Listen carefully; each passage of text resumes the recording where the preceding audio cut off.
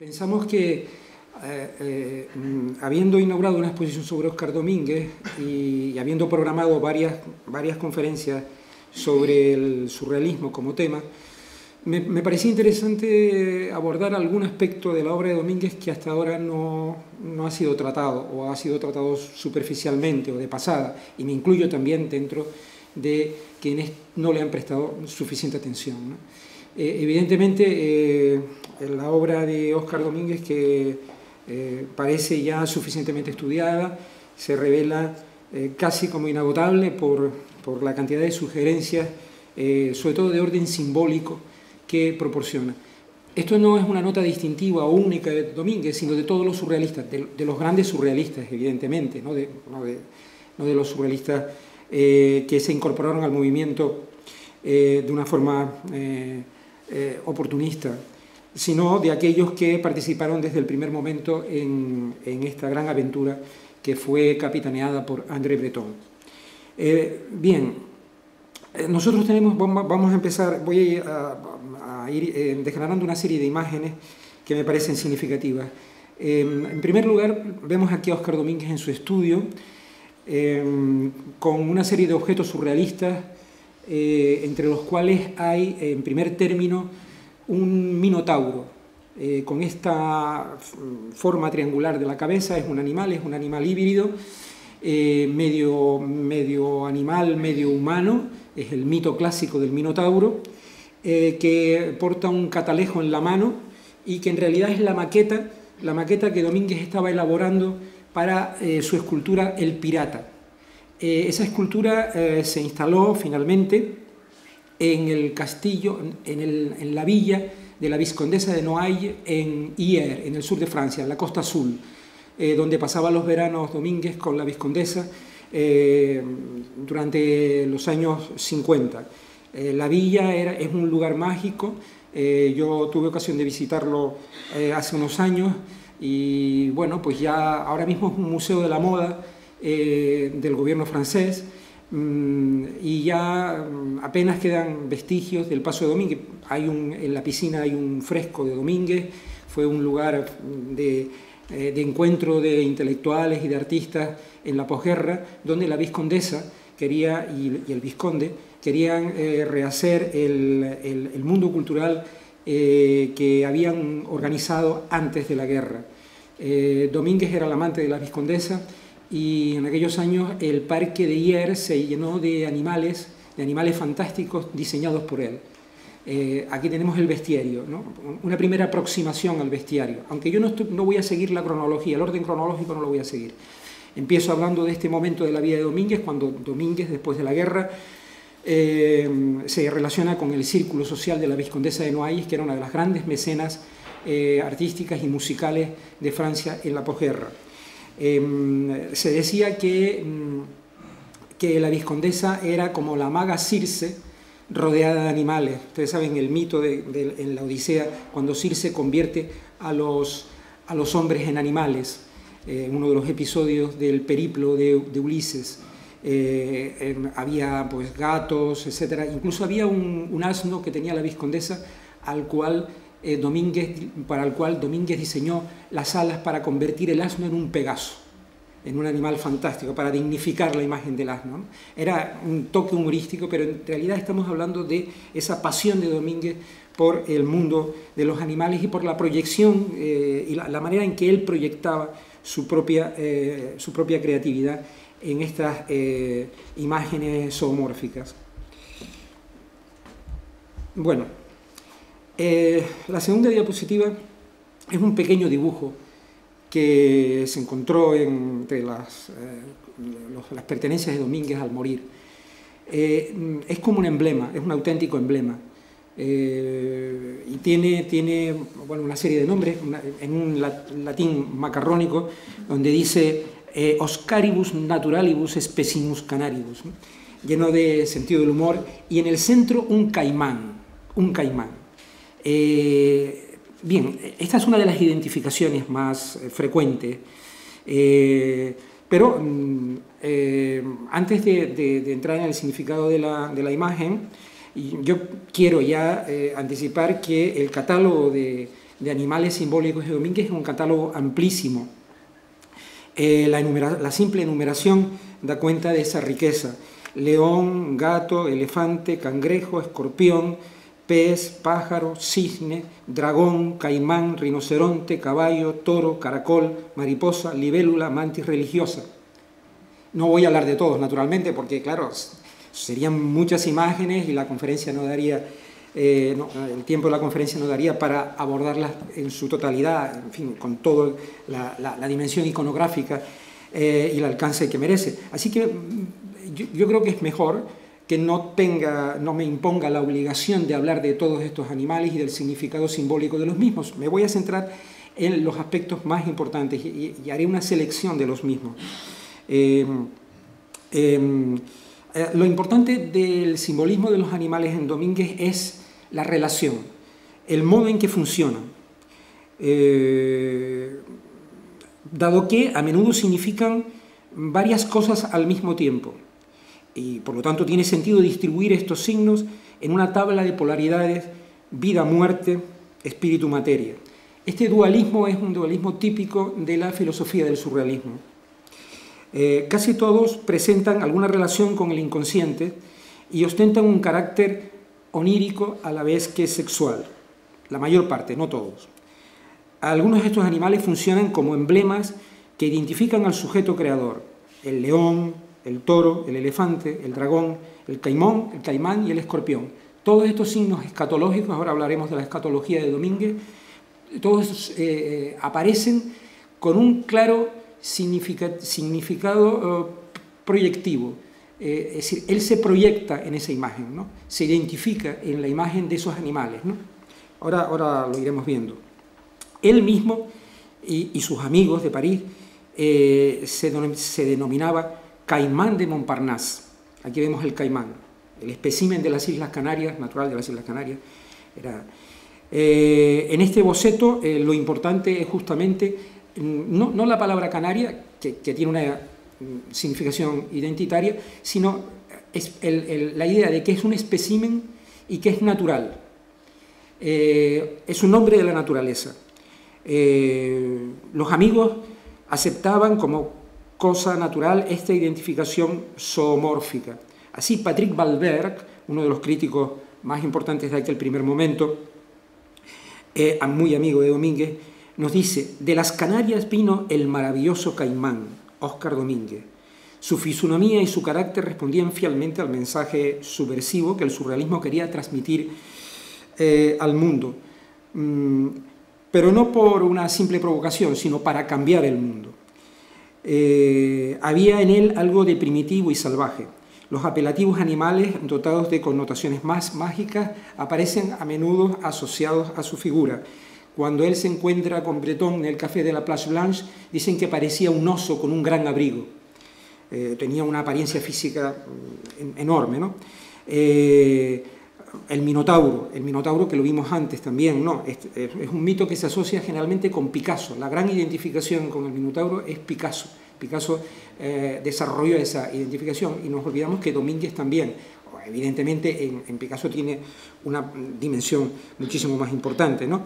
En fin, hay muchos elementos, ¿no? El toro, el dragón, etc.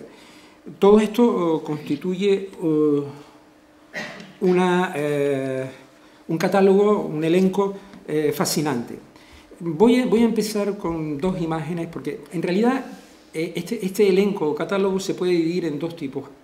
Un tipo de imágenes zoomórficas en los cuales Domínguez hace referencia a algún episodio de su vida, es el caso de las mariposas, y otro en el que él mismo se identifica con el animal, se presenta ante el animal. Nosotros pudimos asistir a la conferencia de Amparo Serrano de Haro, donde decía que había en la identificación de las mujeres del grupo surrealista con ciertos animales, había una estrategia de evasión, decía ella, ¿no? La mujer se evade del papel que la sociedad le ha impuesto y de los roles masculino-femenino.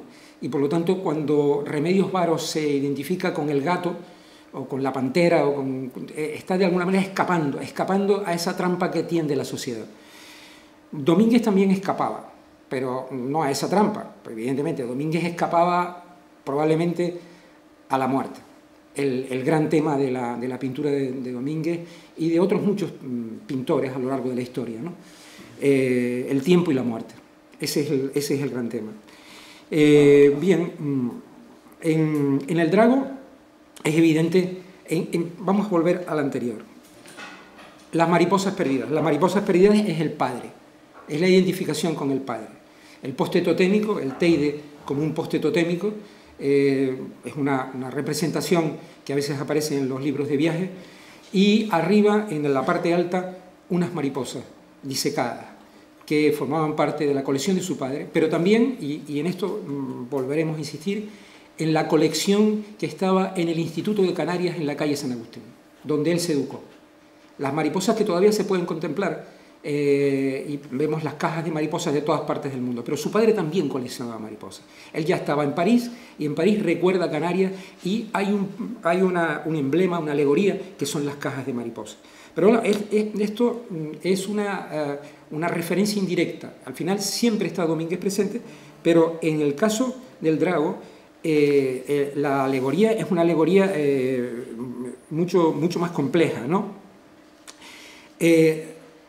Breton lo llamó el Drago de las Canarias, Dragonnier de Canaries, pero Dragonnier también es dragón, o sea, el Drago es un dragón.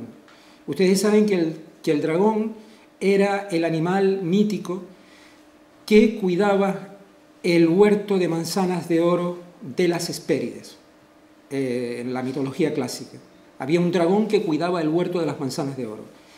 El jardín de las Hespérides a menudo se asocia mitológicamente con las Islas Canarias. Por lo tanto, este drago es también un animal. El drago destila una savia que es la sangre del dragón. Aquí hay un corte en el centro del árbol donde mana la savia, y en lo alto hay un león. El león es uno de los símbolos de la pintura de Domínguez. Lo instintivo y lo monstruoso se confunden.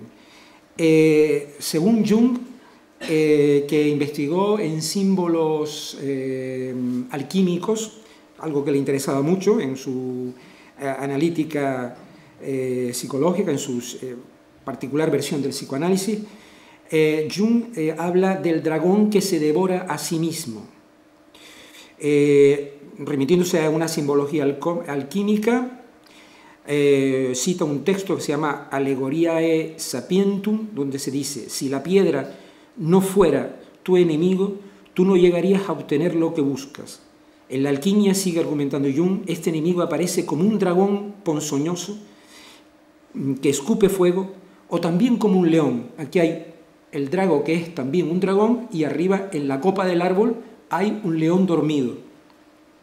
Pero en otro texto también mencionado por Jung, otro texto del alquimista, dice lo siguiente: el dragón se mata devorándose a sí mismo de acuerdo con el principio, con un principio de Demócritus, alquimista, un texto alquimista antiguo, donde la naturaleza domina a la naturaleza.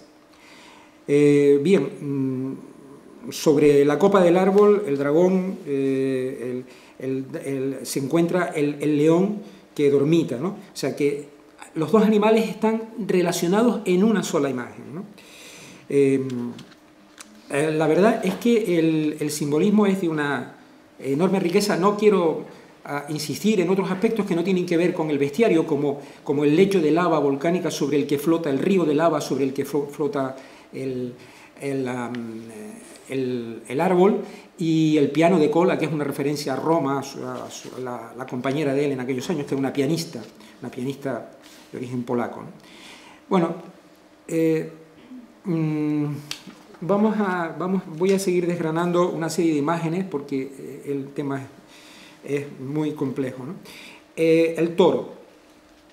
El toro es una de las imágenes recurrentes en toda la obra de él. A menudo, y de una forma equivocada, se ha relacionado con una influencia de Picasso. Evidentemente, la tauromaquia en Picasso es fundamental, pero en Domínguez tiene otro significado. Máxime porque no tiene referencias culturales.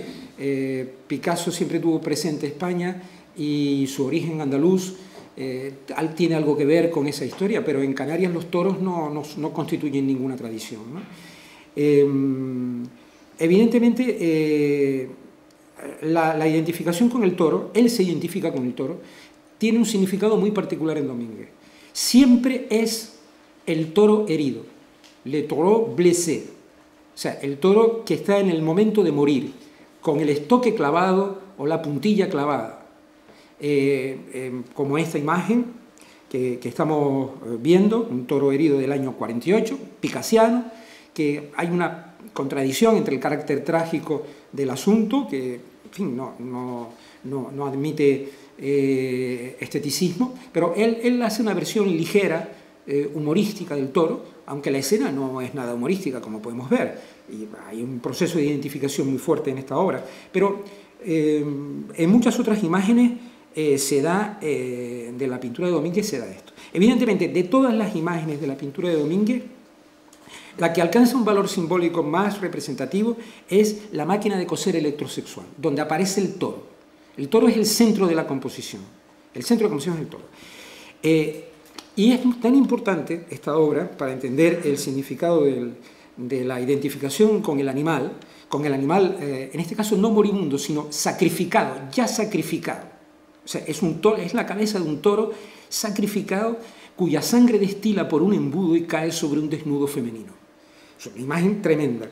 Es, yo creo, una de las grandes contribuciones de Domínguez a la poética de la crueldad que había desarrollado un poeta simbolista del siglo XIX, un poeta francés simbolista, bueno, era uruguayo, pero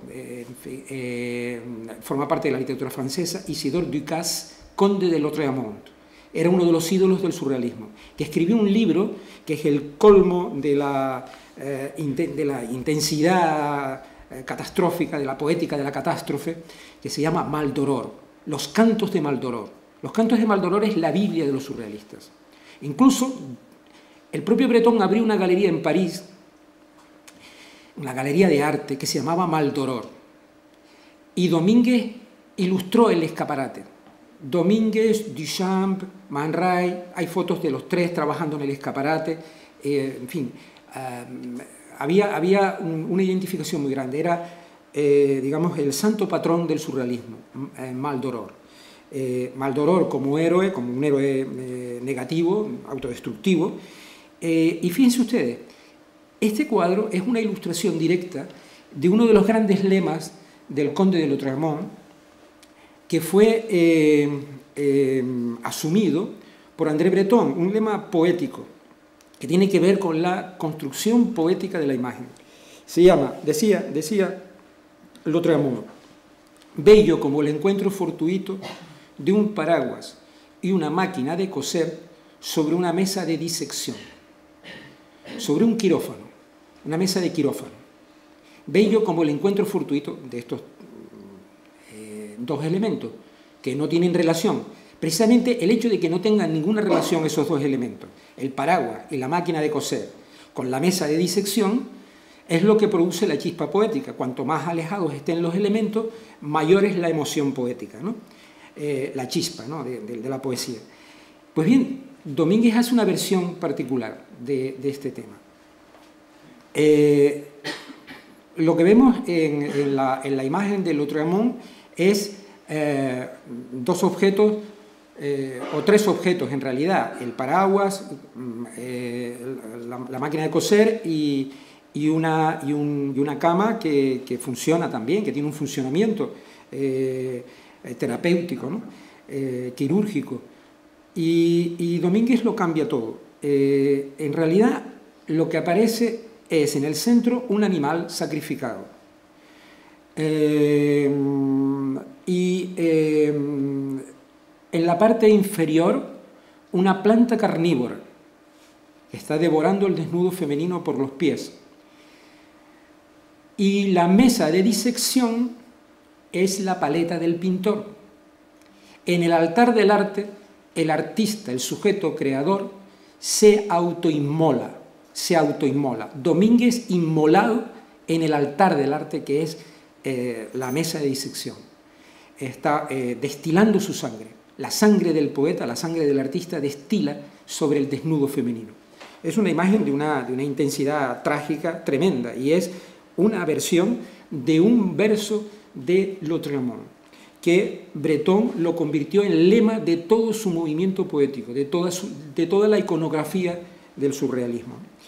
Es probablemente el cuadro central del movimiento. Bueno, este cuadro lo he traído, es la portada de un catálogo, del catálogo de la Fundación Telefónica, y por eso no encontré otro, y por eso aparece aquí Óscar Domínguez surrealista. Pero es un cuadro muy importante de la etapa surrealista, anterior a la influencia de Picasso, para demostrar que evidentemente en Domínguez el tema del toro, de la tauromaquia, tenía un significado sagrado, sagrado en el sentido de los sacrificios de Mitra, de los sacrificios del toro en las antiguas culturas de la diosa madre del Mediterráneo. Fíjense ustedes, este cuadro perteneció a André Breton hasta su muerte. Después de que se pelearon, hubo varios cuadros que Breton conservó de Domínguez. Uno está en esta exposición que se llama La Batalla, y otro era este. Este seguramente era el cuadro que más amaba Breton de la producción de Domínguez. Tiene varios significados, porque el significado de la vida y la muerte, de la lucha del toro y el torero, adquiere un matiz particular ante la presencia de la custodia. La custodia sacraliza la escena, le da un significado sacral. Los surrealistas, igual que los simbolistas en el siglo XIX, se tomaban muy en serio el Santo Grial. El tema de la sangre de Cristo, que es la base, por ejemplo, uno de los fundamentos de la poética musical wagneriana. Lo comentábamos el otro día hablando con Victoria Cirlot, Montserrat, que es uno de los sitios del Santo Grial y de los caballeros de la tabla redonda. Aquí aparece también esta idea. Yo creo que si fuera una simple tauromaquia, a lo mejor Breton se hubiera desprendido del cuadro, porque ellos acabaron muy mal, no se volvieron a saludar y no hubo relación. Pero este cuadro siempre estuvo en la colección más íntima de André Breton. Y yo creo que es por la sacralización de la relación entre el amor y la muerte, entre Eros y Tánatos, que aquí aparece de una forma muy intensa, ¿no? O este cuadro impresionante, que también es muy de la poética de la crueldad de Isidore Ducasse, conde de Lautréamont, del Maldoror, ¿no? Esta tauromaquia pintada poco antes del estallido de la Segunda Guerra Mundial, y que tiene una connotación tremenda. Son toros carnívoros,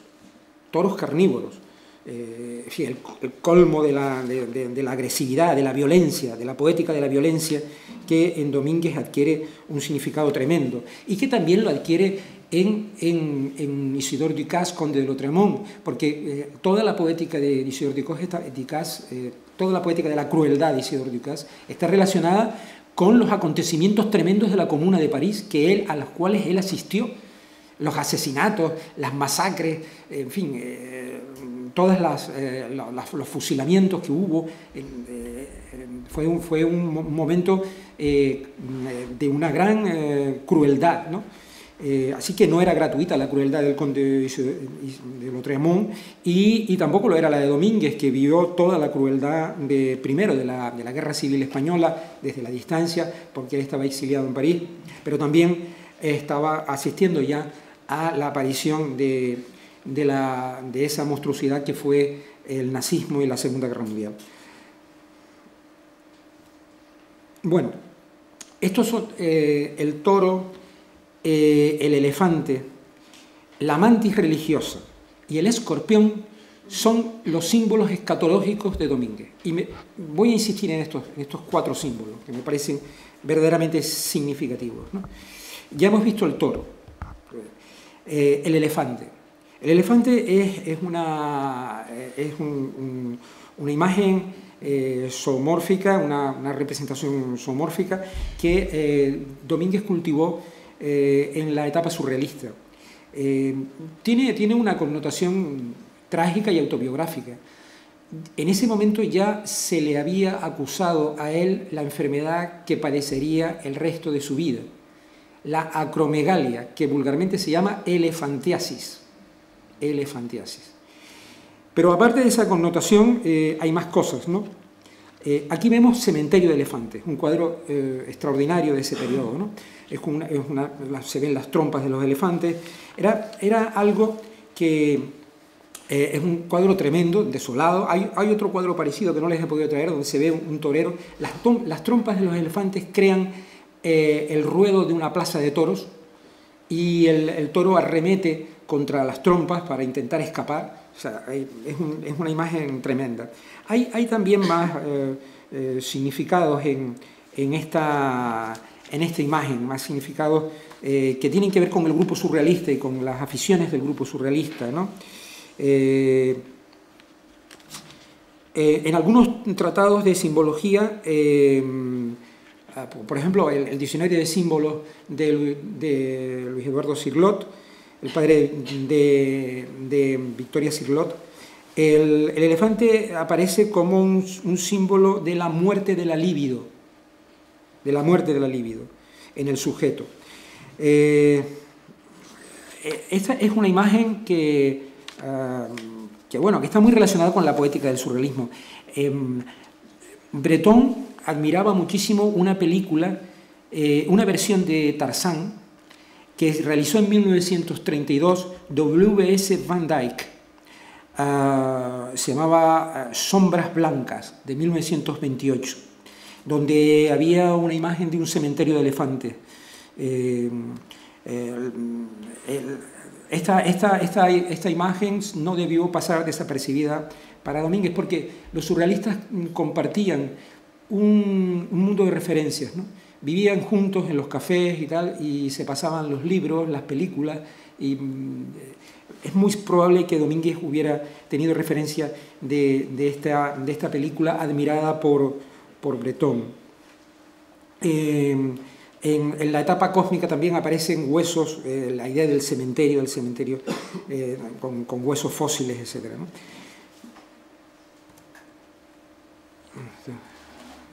La mantis religiosa. Bueno, la mantis religiosa es también un símbolo del surrealismo. El surrealismo tuvo una predilección por este insecto que se caracteriza por la preeminencia de la hembra sobre el macho, al que acaba devorando. Y bueno, esto representa un poco una visión trágica de la sexualidad, que está asociada también con otra imagen sobre la cual también teoriza Georges Bataille, el filósofo próximo al grupo surrealista, que es la imagen de la vagina dentada, la mujer que acaba devorando al macho en el acto sexual. Es una imagen terrorífica, ¿no?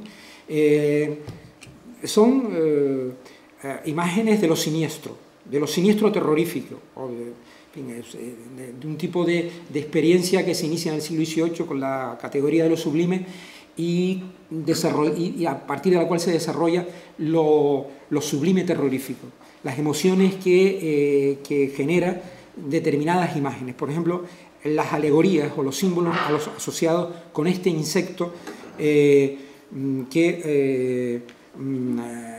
tiene una práctica sexual que ellos después relacionaban con su propia concepción de la sexualidad. Aquí vemos en la etapa cósmica dos mantis religiosas, una en la parte superior y otra en la parte inferior. Sabemos, aquí tenemos otra imagen también, otra mantis religiosa comiéndose al macho. La mantis religiosa desaparece por completo en la etapa posterior de Domínguez. Hay algunos animales que ya no vuelven en la etapa picasiana, no vuelven más. El toro siempre está presente, y sobre todo el toro herido, pero la mantis religiosa no vuelve más. Seguramente porque bueno, hay un cambio importante en la vida de Domínguez y tal, y estas imágenes intensas de la crueldad, Domínguez las abandonó. El escorpión. El escorpión es otra imagen tremenda. Aquí lo vemos en un cuadro que él pintó en el año 33, se llama Souvenir de París. Antes de conocer a Breton, pintó esta imagen de París, donde hay una especie de emisora subterránea que emite una sonda y hay un escorpión. París era para él el lugar de la felicidad, de los placeres, etc. Pero también hay un elemento destructivo, como si él fuera consciente de que ese mundo incluía también la presencia de la muerte, lo que se llama, en las imágenes del paraíso de la pintura clásica, et in Arcadia ego. Yo también estoy en el paraíso. Es un tema clásico, Poussin hizo un cuadro sobre ese tema, et in Arcadia ego. O sea, esta es la muerte que camina por las profundidades de la tierra y que está siempre presente en el mundo de los instintos, en el mundo de la naturaleza. Aquí tenemos la mantis religiosa otra vez. En este cuadro se llama El piano, que es un cuadro que tiene una referencia clásica evidente, seguramente a través de imágenes. Es una versión de un cuadro de Tiziano que se encuentra en el Museo del Prado, Venus y el organista. O sea, la imagen del organista que está tocando el piano y que gira la cabeza para ver un desnudo femenino, ¿no?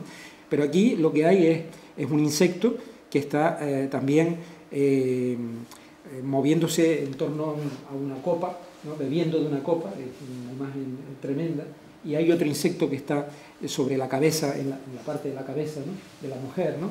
Y que implica una connotación trágica sobre en el contexto de la imagen, ¿no? Bueno, no todos son imágenes trágicas o explícitamente trágicas, ¿no? Hay también imágenes simbólicas, zoomórficas, que merecen atención en el corpus de la obra de Domínguez. Esto que están ustedes viendo es un fragmento de la base de una pilastra de una iglesia de la ciudad de La Laguna, de la iglesia de San Agustín. Son los contrafuertes de la iglesia de San Agustín, unas espirales que hay en esos contrafuertes. Yo aventuro una teoría que no la había publicado hasta ahora, y es que él pasaba todos los días seguramente por esa iglesia, porque su casa, antes de ir a Tacoronte, estaba muy cerca, estaba en la calle de Herradores. Luego, bueno, sus padres se trasladaron a Tacoronte, pero eso está al lado del Instituto de Canarias, el antiguo Instituto de Canarias, el Instituto Cabrera Pinto. Ahí está esta imagen que es una espiral que se envuelve y que es un caracol. Es un caracol. Los caracoles son un animal simbólico de Domínguez. Claro, no es un animal voraz, depredador, no, es un animal pacífico, tranquilo. Es un animal terrenal, que repta como el caimán, que está pegado a la tierra. Pero no tiene una connotación, en principio no tiene una connotación primaria destructiva o autodestructiva. Sin embargo, hay aquí en la espiral, en el desarrollo de la espiral, esto es una simple hipótesis, tampoco le quiero dar un valor absoluto, es una hipótesis que yo aventuro, pero que me sirve para hablar de la espiral como tal, ¿no? La espiral es una imagen geométrica que en principio no le interesaba a los surrealistas no les interesaba la geometría, a no ser que fuera una geometría simbólica, y la espiral tiene una significación simbólica, tiene también una significación asociada con la armonía. Hay una espiral órfica o pitagórica que está relacionada con el número de oro, con la proporción áurea, con la famosa serie de Fibonacci. Pero a Domínguez ese tipo de geometría relacionada con el rectángulo áureo, con la proporción áurea, no le interesaba. A él le interesaba la idea del tiempo que está implícita en el desarrollo de la espiral. Hay dos concepciones del tiempo fundamentales. Una concepción del tiempo vectorial, como una flecha que conduce a la salvación eterna, a la sociedad sin clases, a lo que sea, en fin, aún más allá, una trascendencia, y una concepción pesimista, nietzscheana, que lo plantea todo como eterno retorno. Todo vuelve al mismo sitio. Es un agujero negro. Esa es la imagen de la espiral en Domínguez. No la idea vectorial del tiempo, el tiempo como un vector, como una flecha que conduce a la superación de las contradicciones, a todo esto. Los caracoles es la espiral. Yo no puedo probar que fuese una influencia subliminal de la visión de ese elemento decorativo de la base de las pilastras de la antigua iglesia de San Agustín. No se me ocurre, pero lo traigo a colación para que vean ustedes cómo se relaciona el mundo de la naturaleza con el mundo de la pintura, cómo hay en el imaginario una especie de fermentación o de germinación maravillosa. Y efectivamente, Domínguez en la etapa cósmica representa frecuentemente espirales en los que hay una especie de rima extraña, que puede ser el caracol, la llave de la lata de sardinas, que también forma un despliegue, la llave de la lata de sardinas, que es un elemento humorístico y que siempre se trata como el sentido del humor de Domínguez. Bueno, el sentido del humor de Domínguez era muy particular. Aquí también hay latas de sardinas. Aquí se van desarrollando también todos estos. Y es una imagen misteriosa que, en mi opinión, tiene que ver con la idea del tiempo, ¿no? Vamos a ver. Pero en último extremo, pero no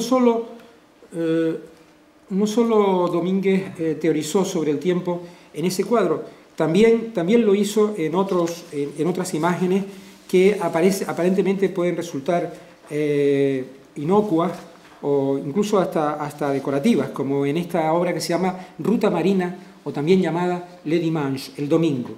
Ruta Marina o Le Dimanche es una obra, seguramente la obra más importante que se conserva en la colección del TEA, una de las grandes adquisiciones del TEA. Un cuadro que puede estar en cualquier museo de Europa. Pues esta imagen es una imagen que esconde una reflexión sobre el tiempo. Vemos dos caballos afrontados, como si fuese esas imágenes simétricas que aparecen en la baraja, una simetría monstruosa, extraña, en la que la cabeza está en la parte alta, pero también la cabeza está en la parte baja, ¿no? Las cabezas están afrontadas como en la baraja y los troncos están también afrontados, ¿no? O confrontados. Y hay una lámina de vidrio que divide la representación, una lámina de vidrio, y una cometa que se desgaja de la imagen, que atraviesa la imagen, ¿no? Los caballos están anclados, no pueden caminar, están anclados porque no pueden atravesar la lámina de vidrio. Incluso hay un ancla que impide, refuerza la idea de que no pueden avanzar, los caballos no pueden avanzar. Es una imagen del tiempo detenido, no hay avance, que todo está congelado. Únicamente la imagen de la cometa hace una alusión a la esperanza de la liberación, de la libertad, el tema de la libertad como esperanza, esperanza utópica. En Domínguez hay una reflexión sobre las cometas en un cuadro infantil que hizo de sus dos sobrinos cuando Domínguez se refugió en el Puerto de la Cruz. Fue la última vez que estuvo en Canarias, en el momento del estallido de la Guerra Civil, retrató a sus dos sobrinos y fue una imagen idílica de los sobrinos juegan con unas cometas y tal cual. La cometa es una representación de la libertad. La cometa sí consigue superar la lámina de vidrio. Aquí se ve la sombra, la silueta de la cometa en la lámina de vidrio. Es una liberación, ¿no? Pero bueno, la idea del tiempo de Domínguez revela un trasfondo pesimista. No hay cambios, todo es lo mismo, o bien por la predominancia de la circularidad, del eterno retorno, de que todo vuelve al mismo sitio, parece que avanzamos pero no avanzamos, o también por esta idea de que no podemos avanzar, que en definitiva esta es la idea representada en la ruta marina, en estos caballos de Neptuno, porque el tema es el tema del carro de Neptuno, de los caballos de Neptuno marino, por eso se llama ruta marina. La ruta marina hace alusión a la mitología clásica, a los caballos de Neptuno. Por aquí no aparece Neptuno en ningún lado, pero son unos caballos que están en el mar. ¿Cuáles son los caballos que están en el mar? Los caballos del carro de Neptuno. Pero son los caballos del carro de Neptuno que no van a ninguna parte. No van a ninguna parte. Esto es una visión poética misteriosa, ¿no? Que, como en todo en Domínguez, pues obedece a una incógnita, ¿no? O sea, hay una incógnita tremenda, ¿no? Bueno, con respecto al mundo de los animales de Domínguez, ya hemos visto algunos que tienen una significación escatológica, que tiene que ver con la muerte. Otros tienen que ver con máquinas. Y hay una asociación extraña entre la máquina y el animal. Es un funcionamiento maquínico, sobre el cual después el filósofo Gilles Deleuze teorizó en algunos textos, ¿no? Y hay que tener en cuenta todo lo que le debe Deleuze al surrealismo, ¿no? Evidentemente hay aquí una extraña asociación, ¿no? En este caso es el león bicicleta. También aquí se produce un cuestionamiento de la vectorialidad, porque hay una anulación, la bicicleta va hacia un lado, el león va hacia otro, con lo cual ninguno va a ninguna parte. O sea, hay una neutralización del movimiento, se neutraliza el movimiento. Es un tema que él repitió en muchas ocasiones, tiene un lado humorístico, evidentemente tiene un lado... Incluso desarrolló un objeto sobre el mismo que se encuentra en el Reina Sofía, que se llama Las peregrinaciones de Georges Sunier, un poeta surrealista amigo suyo. Pero este mundo de los animales máquinas es un mundo extraordinario en Domínguez, ¿no? Porque hace referencia tanto al significado del animal como al significado de la máquina. Bueno, quisiera desarrollar un poco este tema. Los animales suelen aparecer vinculados a objetos con los que interactúan. Vamos a ver otro. Aquí vemos otra vez también en un cuadro cósmico las espirales cósmicas, eso se me había olvidado, lo quiero comentar, las espirales cósmicas relacionadas con el movimiento de la lata de sardinas, ¿no? Que también está relacionado con el movimiento de los caracoles, de la concha del caracol, Y ese mismo movimiento rotatorio es el que preside el movimiento de los astros en la etapa cósmica. Aquí. ¿Lo ven aquí? O sea, son espirales que a menudo se truncan, no llegan a ninguna parte tampoco, ni siquiera como tal espiral lleva a algún lado. Son remolinos, torbellinos, vórtices tremendos de una gran aceleración que constituyen la expresión macrocósmica del microcosmo. El microcosmo sería el caracol y el macrocosmo serían los torbellinos de las tormentas que se producen en el cosmos en los periodos de formación de la Tierra. Esta es la representación de la etapa cósmica en la que aparece de nuevo el mismo movimiento del caracol. En lo más pequeño, que es el microcosmos, el caracol, está lo más grande, el macrocosmos. El cielo, las formaciones de la Tierra, todo ese mundo geológico, de formaciones geológicas, que constituye un arcano, un misterio, ¿no? Y sobre el cual él tenía, incluso también introduce también otro movimiento rotatorio que son los platillos volantes. Aquí hay unos platillos volantes en la parte inferior. Platillos volantes. Estaba obsesionado con los platillos volantes y con todo este mundo, ¿no? Con los meteoritos, los asteroides y los meteoritos. Domínguez tenía una obsesión por ese tema. Y bueno, lo desarrolló en esa etapa, ¿no? Algunos han dicho que podía haber seguido desarrollando esa etapa y hubiera sido mejor que haberse enfrascado en la etapa picasiana, pero claro, los artistas tienen sus propias dinámicas y no puede darle consejos a nadie, ¿no? Y menos a un artista. El clown es una imagen también tremenda donde aparece, este es un cuadro del año 57, donde el propio Domínguez se autorretrata como payaso. Después hablaremos sobre este tema, ¿no? Volveremos sobre el tema, ¿no? de la espiral truncada, cuando ya no hay posibilidad de salida ninguna, ¿no? Bueno, Domínguez desarrolló esta poética de los animales como máquinas en una serie de imágenes, ¿no? En todo este catálogo de animales enumerados al principio de la conferencia, hay también siempre un vasto catálogo de objetos cuyos referentes apuntan a la vida psíquica del sujeto y a su economía libidinal. Estos son abrelatas, despertadores, imperdibles, sifones, cometas, platillos volantes, copas, señalética urbana, bicicletas, flechas, escopetas, revólveres, apisonadoras, bolas, relojes de arena, fruteros, pajaritas de papel. El vínculo simbólico entre las imágenes zoomórficas y las que provienen del mundo de las máquinas, es lo que constituye la originalidad de estas construcciones alegóricas. El león bicicleta, que vimos anteriormente, ya no sé dónde está, a ver si lo encuentro. Aquí, el león bicicleta. Es la manifestación más significativa de esta hibridación icónica. Es un híbrido. Igual que Minotauro, con la imagen de Minotauro empieza la conferencia, es un híbrido de animal y hombre, ¿no? En realidad, estas hibridaciones responden a otra categoría muy importante en el surrealismo y que explica toda la constitución de la imagen, la conformación de la imagen surrealista, que es las metamorfosis. Las metamorfosis son fundamentales. El motor, el combustible de la metamorfosis es el deseo.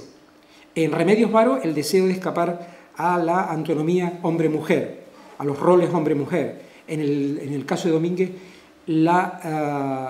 el deseo, la gran pulsión que mueve todas las metamorfosis es el deseo de escapar a la muerte, el gran tema de Domínguez, ¿no? Bueno, pero bueno, con esto voy ya terminando la conferencia. Domínguez también nos dejó algunas imágenes humorísticas. En su segunda etapa, en su periodo picasiano, en el parque de Hyères, pobló el parque de animales, como ya les comenté al principio. Uno de ellos era el gato, que ahora mismo está en Hyères, según me comentaba el responsable de cultura del ayuntamiento de Hyères, está desmontado piedra a piedra en un almacén. Pero en la exposición de escultura en la calle tuvieron la buena idea de hacer una reproducción exacta, y esto está en el Parque García Sanabria, esta escultura del gato. Se reprodujo exactamente. En fin, habría que hacer algún esfuerzo quizás con el Ayuntamiento de Hyères para que ese parque volviera a ser el jardín de Circe, de la maga Circe, que era su amante, la Viscondesa de Noailles, que convertía a los animales, a los hombres en animales, como la maga Circe, esa idea del personaje mítico. Entonces, esto es una imagen humorística, ¿no? Evidentemente es una geometrización de la figura del gato. El gato viene a sustituir al león. Es un animal femenino, como dijo Amparo Serrano de Aro y Fernando Martín, que habló sobre Remedios Varo. El gato aparece siempre relacionado a las representaciones icónicas de la mujer. Bueno, es así desde la época de Baudelaire, desde los poemas que hizo Baudelaire a los gatos, ¿no? Que dedicó Baudelaire a los gatos, ¿no?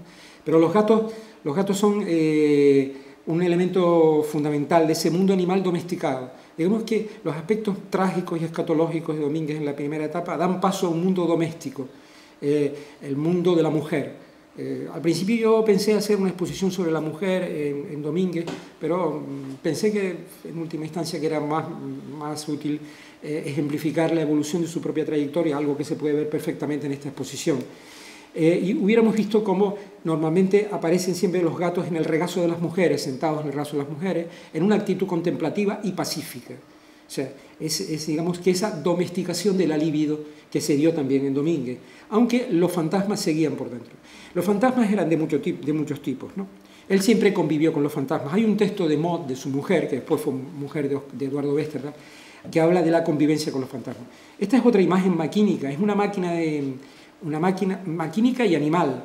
Es una máquina de escribir cuyas teclas saltan por los aires y en el momento de saltar las teclas por los aires se convierten en los tentáculos de un pulpo.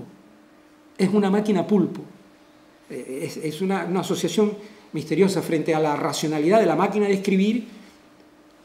Él invoca ese sabotaje tremendo. Es un sabotaje de la naturaleza. La naturaleza sabotea a la máquina y al final se acaba convirtiendo en un pulpo. ¿Qué es esa idea, ese verbo que yo estoy declinando? Se acaba convirtiendo en metamorfosis. Es una metamorfosis. Las metamorfosis son el eje mismo de la poética de la imagen de los surrealistas. Pero bueno, con esta imagen quisiera terminar la charla. Es una imagen tremenda. Él no cultivó demasiado esta identificación con el rinoceronte. Es un rinoceronte en una jaula. Una imagen trágica de su etapa final ya. Hay varios cuadros en los que él aparece identificado, no explícitamente porque no se dice que sea un autorretrato, yo pienso que lo es, ¿no? Porque él tenía una conciencia de que se había convertido en un monstruo. Esto tenía connotaciones de una enorme crueldad, porque él se movía en un ambiente muy frívolo. El ambiente de la Viscondesa de Noailles era muy frívolo. era un mundo de cortesanos, ¿no? Como aquello de Rigoletto, cortesano, vil, raza traidora, no sé qué, toda la historia de Rigoletto, ¿no? Él se sentía un poco como Rigoletto, como el bufón. Por eso él se autorretrata como clown. Es el bufón Rigoletto en la corte del conde. Y bueno, hay unas memorias de un músico norteamericano sofisticado, refinado, pero al mismo tiempo malévolo, que habla pestes de Domínguez. Domínguez también era encargo y seguramente hubo más de una disputa entre ellos, y dijo, Domínguez parecía el hombre elefante de la Vizcondesa. El hombre elefante de la Vizcondesa. Bueno, él se identifica con el rinoceronte, con un monstruo. Era esa última identificación animal o zoomórfica o zoológica en la que Domínguez hace una reflexión amarga sobre su propia condición, sobre la monstruosidad, sobre el significado de la monstruosidad. Bueno, la deriva trágica de Domínguez ya la conocemos, el suicidio, todos estos elementos autodestructivos que están en la imagen del escorpión y que, sobre las cuales él hizo una reflexión trágica, pero lo importante, lo que quiero que quede claro en esta conferencia es el significado simbólico de los animales, en esa tarea de introspección que Domínguez realiza desde la propia pintura, que también se puede entender como una tarea curativa. Evidentemente uno dice, pues no se curó porque acabó como acabó, pero la cuestión no es esa, sino que había una necesidad de investigar en sí mismo, en su psique, en los aspectos oscuros de su propia personalidad, para exorcizar a la muerte. En definitiva, es el exorcismo a la muerte lo que guía toda la gran construcción de la imagen en Domínguez. Bueno, con esto termino la conferencia y bueno, me queda nada más que agradecerles a ustedes su presencia. Si quieren, abro un debate, porque en este caso no existe la posibilidad de que haya un introductor del debate, pero doy la posibilidad a que haya alguien que haga alguna pregunta sobre la conferencia.